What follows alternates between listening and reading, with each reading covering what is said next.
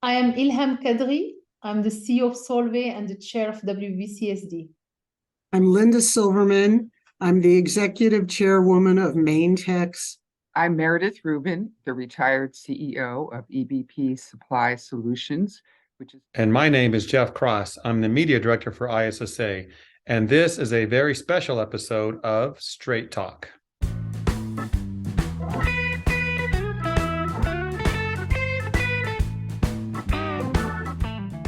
Well, welcome, ladies. I'm pleased to have you on Straight Talk. Thank you for giving up some time today. Looking forward to this discussion. What I want to do to start out is ask this question. How did you find your way to ISSA, and what do you value most about your relationship with the Worldwide Cleaning Industry Association? And Ilham, let's start with you on that.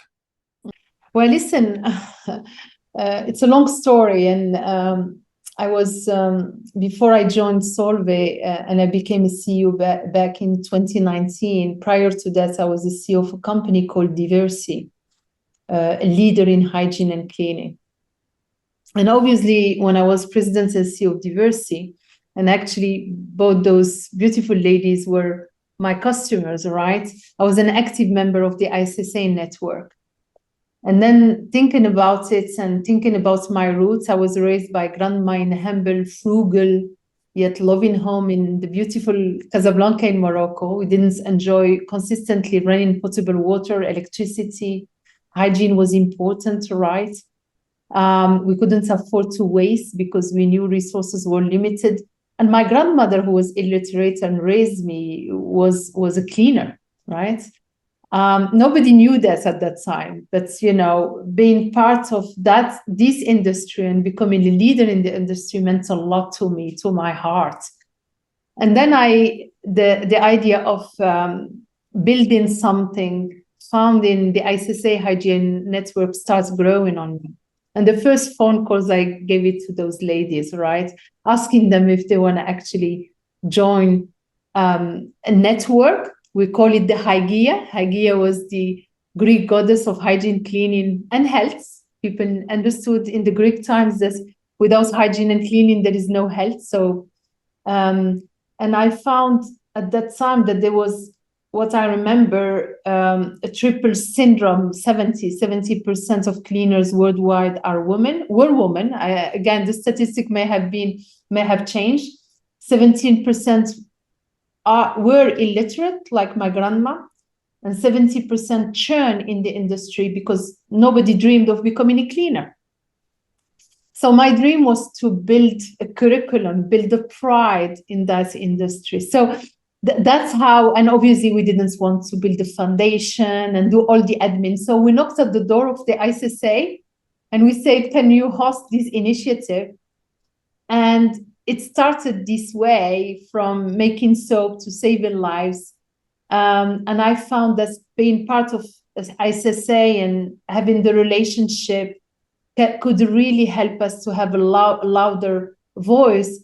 And with John Garfink, the ISSA executive president at that time, I had so many conversations, negotiating deals, etc. But with fabulous leaders and women leaders in the industry, that's how it started. Back to you. All right. Great details. Thank you, Ilham. Let's go to you, Meredith.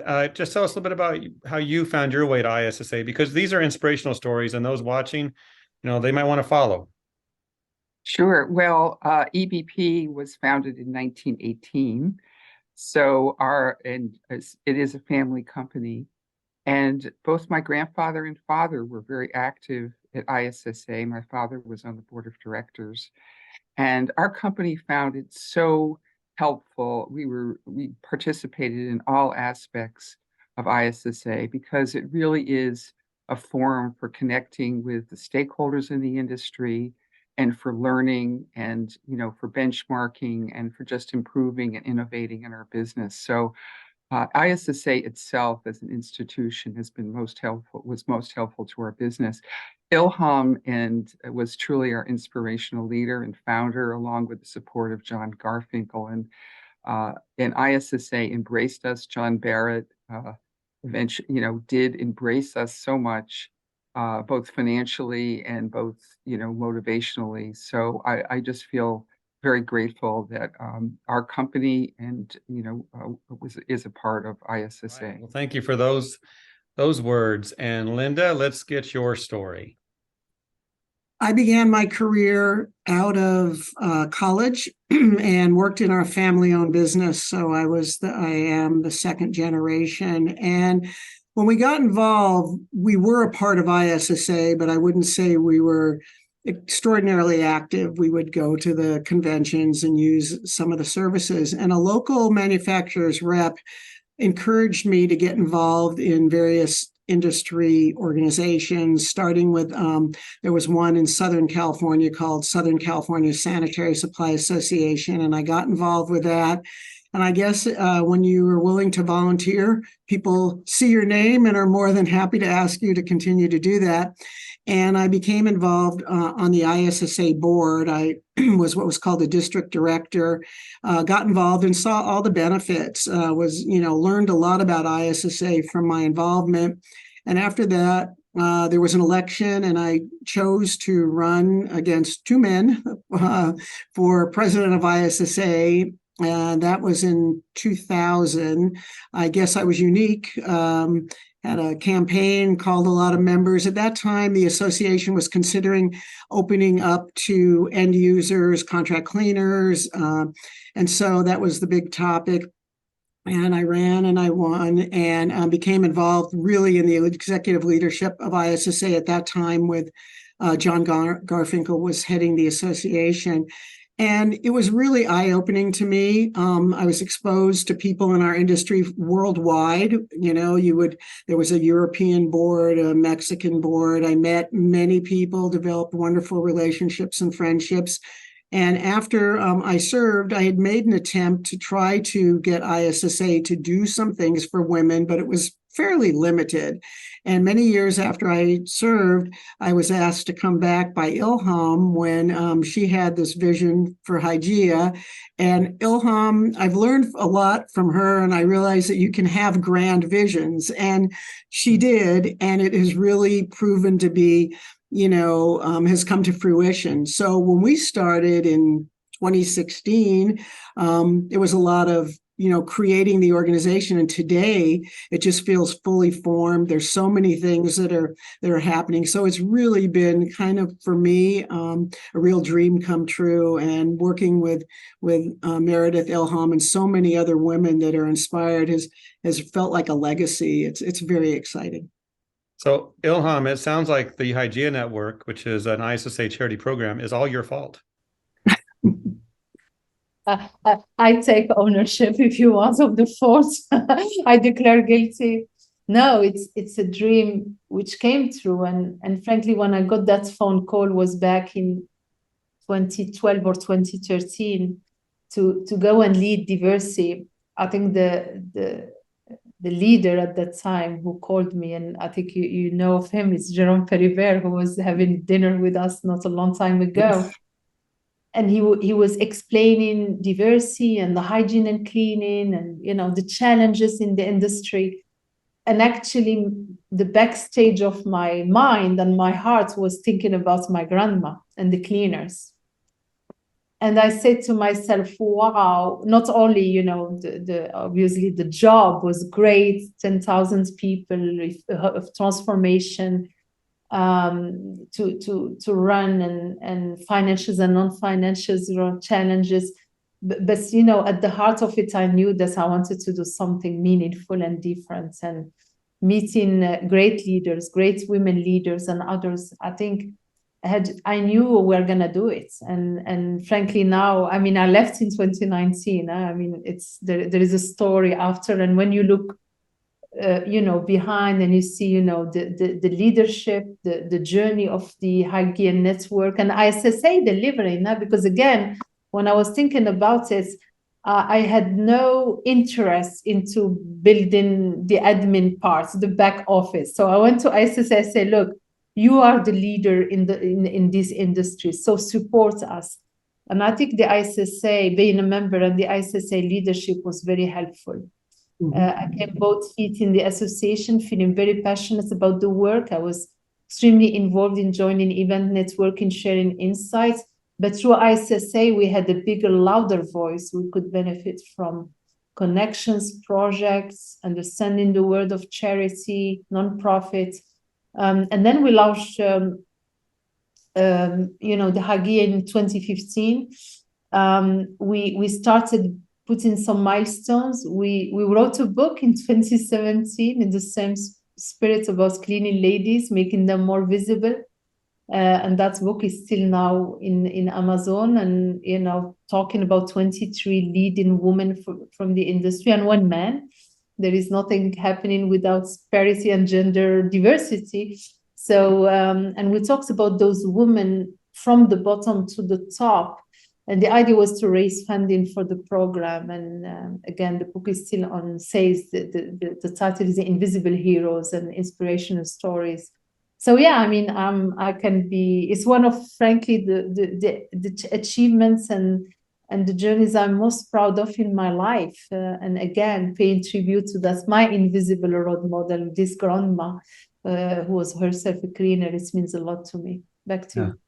Leaving a legacy, you might say. I'd like to hear from Linda and Meredith on when you first heard of this concept, and the first couple of years. How did that impact you? What were you thinking when you heard about the Hygieia Network and the possibilities? Meredith, you want to start us off? Sure. Well, I think having worked so closely with Linda, I think, and I, of course, don't want to speak for her, but I think that we both felt that there was a real need and in the industry for visibility of women, for women to feel that they really had a role in our industry, for women to connect in the industry. And, we were, one of the few women leaders in our time. And so we really felt the visceral need for that. And, as we started up, the response from other women executives and from women in all levels of the industry was so profound that, our feeling of the need was validated, because people said, how can I volunteer? What can I do? And, so my feeling was that there was a real need based on my own experience. Very nice. Linda?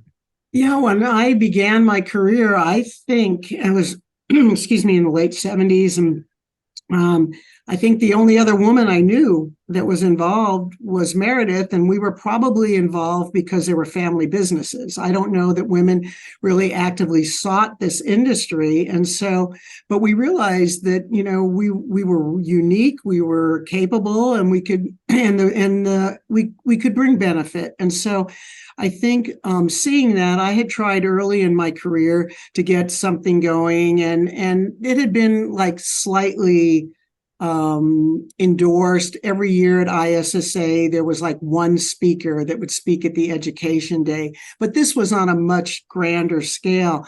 And Meredith and Ilham are right. When the opportunity came, people were so excited. So for the first few years, it was building the basics, creating the bylaws, figuring out our vision, our mission, what did we want to do, how did we want to do it. But so many people wanted to get involved, and it just blossomed. And so today, when you look back and you think of hundreds of women, women on committees attending, I think the membership that's signed up now is near 1,000 women. And so we started and there were 6 of us. And so from 6 to 1,000 and put in during, COVID, that made it, even more important to be able to connect in the ways that we've connected. And now we're involved with things like the Woman in the Workplace study from McKinsey. So there have been so many things that have happened that I don't think we could have even predicted, but there's just an inertia that has happened, and it's very, very exciting and fulfilling to look back and see all of that. So to me, it's one of the best things that's happened. And when I look back at my career, it's one of the best things that I've seen happen in my career. And I think it's wonderful for ISSA because there are amazingly talented women that now feel that they have an opportunity and there's a pathway. We're showing them that there can be a pathway to leadership and success, and we're providing tools. to do Jeff, that. I do think I want to mention that our vision statement that we developed on was that women actively choose careers in this industry because of unparalleled inclusiveness and the development and advancement opportunities they can access. So it's about feeling welcome and feeling that they can really advance in their careers, and that it's a welcome venue for advancing their careers. Jeff, one thing I want to say, when Ilham started, she said, "Oh, we're going to have this event at ISSA and it's going to be like the Academy Awards and people are going to come." And I'm thinking, you really think so? And I appreciate her vision, because today when you go to ISSA trade show and we have our event on at the trade show, we are the most attended event. People love coming to the event. They enjoy the awards. I think we're one of the highlights of the event. And, it didn't even exist 6 years ago. So to go from where it was to where it is today, I mean, it is proven to be correct, and you are a visionary, Ilham. It's definitely true. Thank you, Linda. I do remember I wanted this, and it came really from that feeling that the 70% churn, and that's nobody dreamed of becoming a cleaner and how to build the pride right in that industry.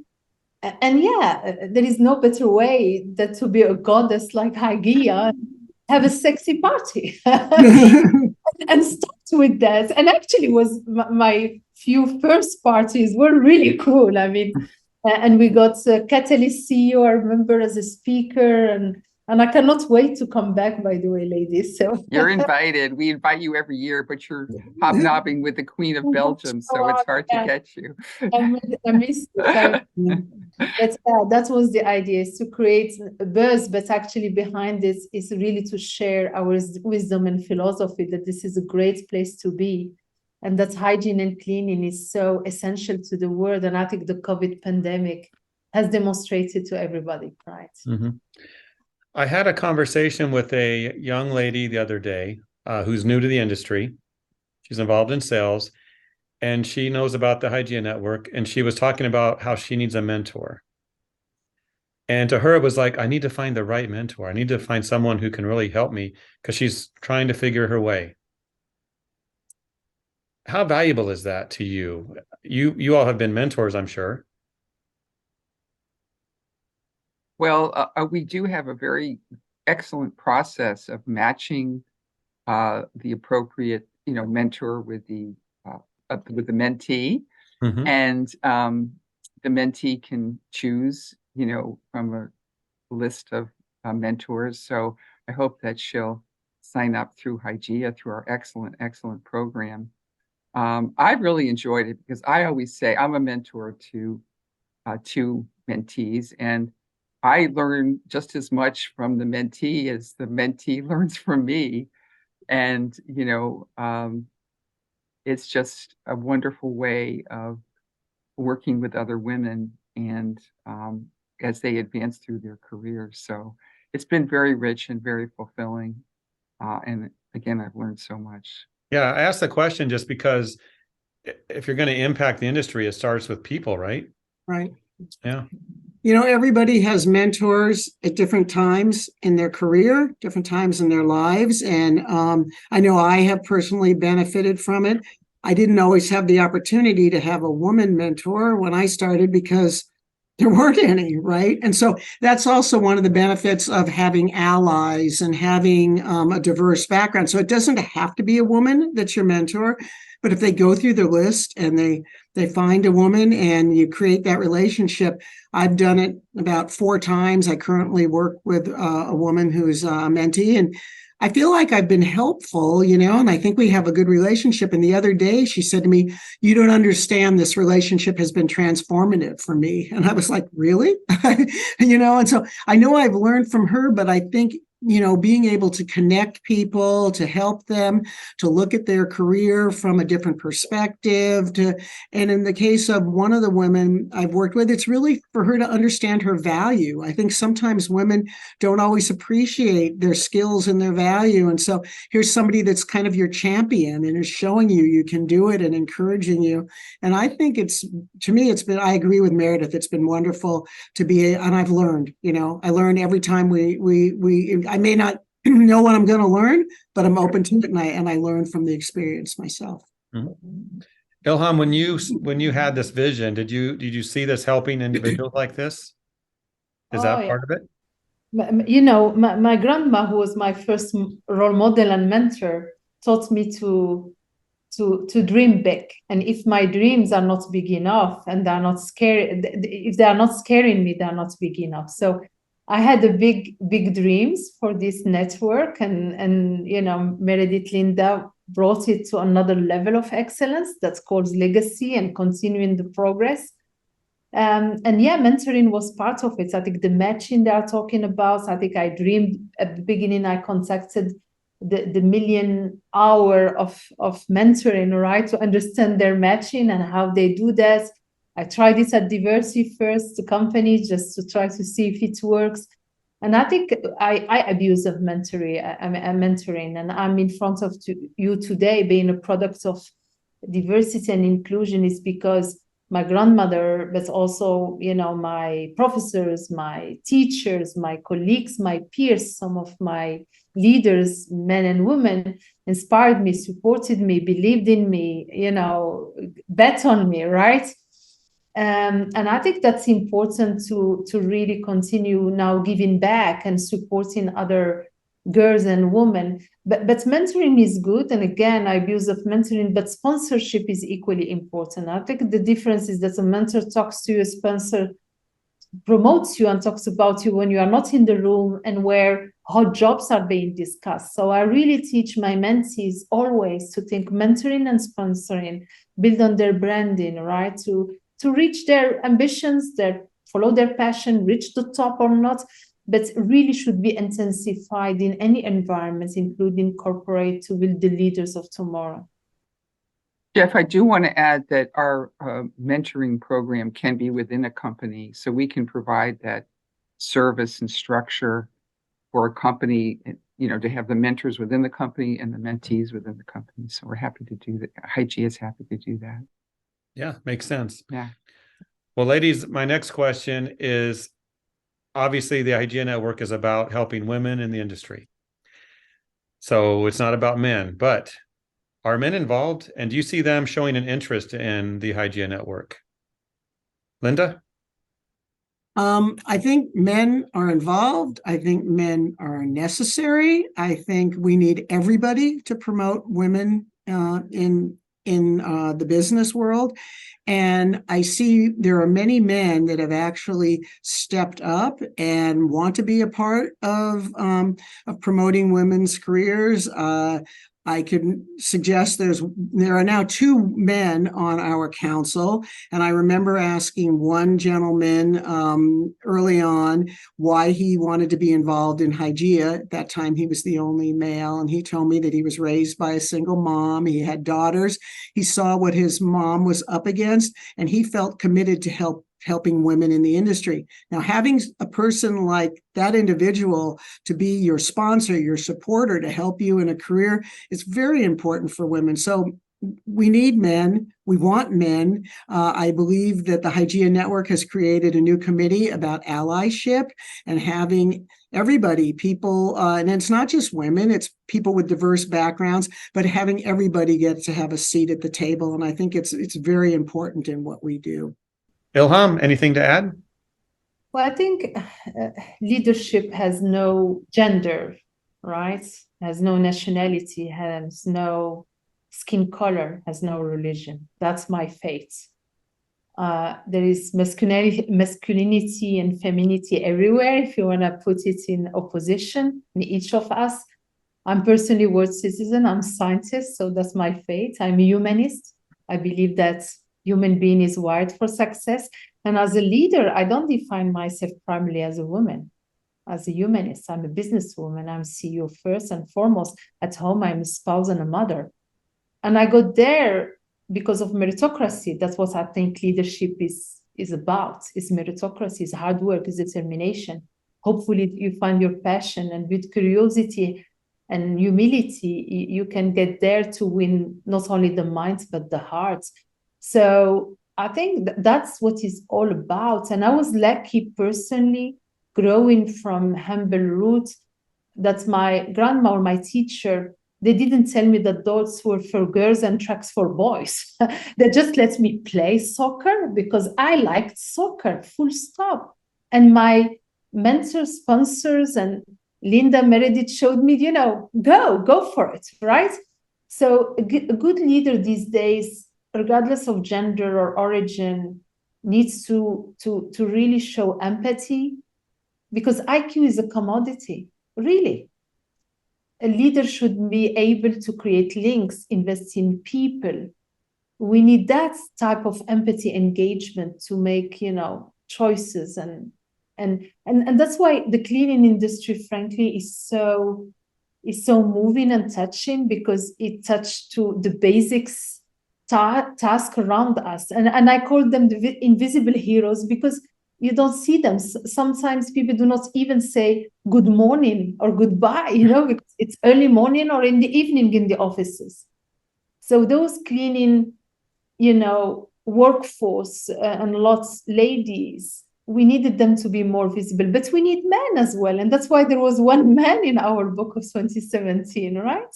It's men and women. Many of my sponsors and mentors are men. So I don't like to put opposition and in leadership. I think it's wrong. Having said that, we are anecdotes, right? I mean, these beautiful ladies and leaders, they inspired me, and there are many like those inspiring me. But if you look globally, we are still an anecdote, and hopefully good ones. But I think we need to look at the pipeline, and that's what the Hygieia is about, and what I'm doing with what I call MARC, men advocating for real change, as part of the catalyst, is that we need more men and more majority supporting the minorities in top jobs. And I think we need both to really start building the pipeline of girls. Like in STEM, we need more science, technology, engineering, mathematics, digital competencies. And we need to attract more girls in those spaces. So yeah, that's my view. Jeff, I do want to thought about this. Two things. In terms of the way we started, first of all, Ilham was our and John, but Ilham was our inspirational leader. We needed somebody of her stature to really, put the spark into our movement, and the backing of John and Garfinkel and ISSA, and now our current CEO, John Barrett. But if you think about the funding and even the advice that we got from the very beginning, it was from the men in our industry. It was from their support that we were able to grow in the beginning, to have some of the programs and some of the things that we wanted to do. So I'm very grateful that they were, able to support us in that way.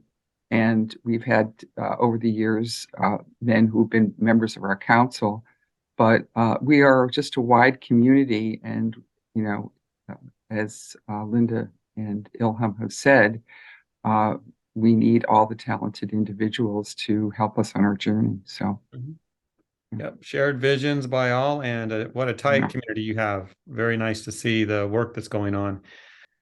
Well, my next question is about trends in the industry. We know things have changed over the years. What have you seen, and what do you think we should look at that will affect not just now, but the future as well? And Meredith, I think you have some thoughts on this. Well, yes, we were lucky enough to participate in the McKinsey study, our industry, thanks to the support of Kimberly Clark as well, who helped us do that in their study of women in the workplace. And their most recent study revealed that hybrid work is very important to women. Women were very taxed during COVID. to educate their children with issues at home, and that it just revealed that the flexibility afforded by hybrid work is very important to women, and will be very important for their retention in the future. So I think that is a trend that is very much affecting our industry, as well as the second issue they talked about was safety, which I was very surprised at, where I think, that both men and women are concerned about safety, health, physical safety, emotional safety. And that is, I think, a very strong trend that's affecting all of us. Oh, those are good points. Thank you. Yeah. Jeff, one of the things we also heard is there are women that are exiting the workforce because of these factors, but there are also a lot of women that are staying in the workforce, but going to work with organizations that truly understand the challenges that they're experiencing. And so where they're feeling a situation that's more welcoming, I think there's child rearing that people deal with, and there's also elderly. As we get older, our families, our parents get older, and a lot of that, and our family members, a lot of that responsibility, they may have supportive husbands, but a lot of that responsibility does always fall on women, or in many cases on women. And so when companies understand this and they make it welcoming, women will move to those companies. And also companies that have a higher percentage of women in leadership, it's shown they are financially more successful, and people appreciate the culture. So I think there's actually a business case for it, and there's a business case for making it happen. The other part that also seems to occur is there's companies that believe in this in the C-suite, but the challenge is to effectively move that message through all levels of the organization, so that when the CEO believes it, but the manager who is articulating that message and reinforcing it has to believe it. So we're finding women are entering the workforce in equal numbers, or maybe even a little bit more. But our challenge is to get them past. We don't enter the first level of management at the same rate. And so if we have a lesser percentage that become managers, as we continue to move up to director and vice president, it continues to be, for the most part, less and less. So the challenge is to make these opportunities, to make it a welcoming workplace, and to allow women to thrive. And when women thrive in a workplace, the companies are actually more successful. So there's a business case for it as well. Ilham, anything to add there? Well, I mean, Meredith and Linda said it all, and I like there is a business case. If I, take a bit of a macro view, I think COVID has shown the importance of cleaning, and cleaning is invisible, right? Hygiene is invisible. And you see it when it's dirty, when it's too late. And the first reason of foodborne illness outbreak is lack of hand hygiene, as we all know. So I think that's important, that we put again, we give the pride, we show that it's essential to life, to human life. And then on the staffing issues, I think I've seen cleaning companies turning down even businesses, right? I mean, with the Great Resignation, with people, getting to make other choices because of cleaner salaries, for example. So I think having more justice and not leaving anybody behind at the bottom, level of the pyramid is so important. And I think now that everybody and most of us are thinking that sustainability is becoming mainstream, the trend in cleaning products to reduce plastic waste, reusable products, use supplies made from recycled material, etc. It's becoming more and more visible to the end users and to even, corporate companies on the way they are choosing their suppliers for, the hygiene and cleaning task they have to do. And I think technology is also extremely important. I think more and more cleaning companies are exploring technologies, automation, software, scheduling, invoicing, etc. But at the end, it's about it's one of the industries which is employing, the largest human capital in the world. It's about humanity. And I think we need to care. I think happy cleaners, happy, curriculum in the cleaning industry. It's important. If you have happy cleaners, they are loyal, they are productive cleaners, they stick around. So I think it's important to go back to a human-centric, perspective in all industries, but definitely in the cleaning industries where there was this triple syndrome again of 70% churn. It's so important that we build loyalty, we build stickiness, we build a development plan, and that people can go from bottom to top to a CEO role and can become entrepreneur like many have done around the world. So that's what I love in the hygiene and cleaning industry. Everything is possible. Fantastic. I've noticed something about the three of you. You're all just positive people. So let's end on this note. Looking at the future, your vision, what you would like to see. And I think, Meredith, we're back to you. Let's start with you. There's so much change, and that, if I were CEO now, I wouldn't know what kind of employee to recruit because, with AI and technology happening so fast. And so, I really think that, and also that the population, of the United States and many of developed worlds is declining, that there's going to be a war on talent. And so I think that I would like to see our industry to be seen as important, and as Ilham said, in terms of cleaning and hygiene and safety, and that women and all people of all backgrounds are welcomed in our industry and see it as a place where they have pride and where they can develop a very excellent career. Good thoughts. And Linda, how about you? What do you want to see in the next few years? I remember when we had a strategy session and we were creating our mission and our vision. And when we talked about our mission, we talked about tools and programs to enhance women's, career in the industry. And then when we talked about our vision, we talked about being able to be, an industry that would have advancement opportunities and be inclusive, and people would actually seek out our industry for that.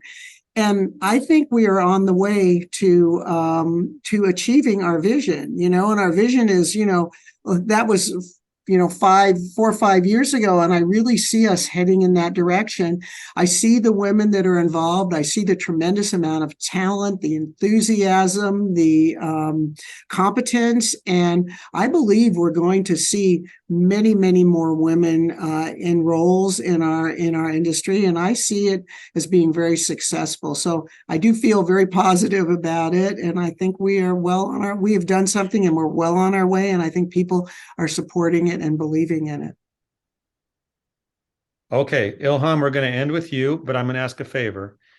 When you're done with your thoughts on the future, I want you to tell the audience who's stuck with us until the very end here what you want to see them do next. Okay? Yeah. Go ahead. I think I'm positive like Meredith and Linda because I'm a humanist, and I believe, again, that human being is wired for success. What I would like to see more is a more inclusive, fair organizations, because inclusion and equity is what you see, is what you do. Sorry, diversity is what you see, right? So it's important that we go back to the heart of things, inclusiveness, build a culture in which each of us, each individual, each employee feel empowered to speak out and speak up, bring the whole self at work, right? With no taboo. And that's inclusiveness is, for me, so critical. That's a recipe for success. And therefore build development plan and have a good employee experience. And then equity is so important because it's just not just to not have a fair recruitment, to not have equitable access to career opportunities, to have undesired pay gaps. We need to close them, and that's what the leaders, they need to do. And we did our coming out last year at Solvay with our gender pay gap, and they were invisible. We are making them invisible, and therefore all of this at the service of diversity, right? Without this, it's not sticky, right? And the best people leave you first, right? So you need to have that recipe to make your workplace optimal for people, including, by the way, disability, visible or not. I mean, so I think what I would like people to do more is to join the Hygieia Network, it's to join these beautiful forces, these driving forces to make just the world a better place to be in and to work in. All right. Well, I appreciate your time today. Fantastic discussion. And I commend you all on what you're doing. Keep up the good work and enjoy the rest of your day. Yeah. Thank you, Jeff. Thank you. Thank you, Jeff. Good to see you all. Good to see you all.